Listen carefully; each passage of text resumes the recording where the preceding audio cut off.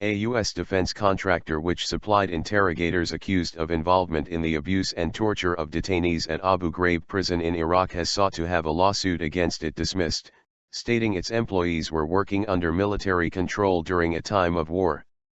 The plea comes after 4 former inmates of the prison sued CACI International over the claims. Friday's hearing at the U.S. District Court in Alexandria, Virginia, focused on the political question doctrine, which in broad terms prevents federal courts from ruling on any issue considered political or U.S. policy, and relegates decisions to issues concerned with the law.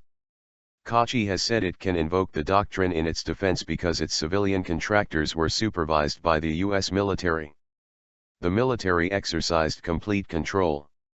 These interrogation techniques were permitted, said defense lawyer John O'Connor. There has to be a plan for every interrogation. Bayrazmi from the Center for Constitutional Rights, which is representing the former inmates, said that CACI employees ordered military police to torture the detainees. It is undisputed that there was a command vacuum when these vicious abuses occurred, he said. None of them were authorized by the military. Abuses. The former prisoners were held at Abu Ghraib prison between 2003 and 2004, during which time they say they were stripped naked, electrocuted, beaten, choked and threatened with death. All 4 inmates were later released without charge.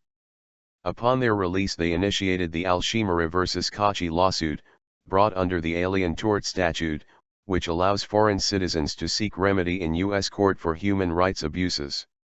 Evidence of Abu Ghraib abuses surfaced during former President George W. Bush's re-election campaign in 2004, when graphic photos emerged showing inmates piled on top of one another, wired for electric shock, among other scenes. The subsequent backlash damaged U.S. credibility, with many criticizing the U.S. for grave human rights abuses. The case, which was filed in 2008, remains ongoing.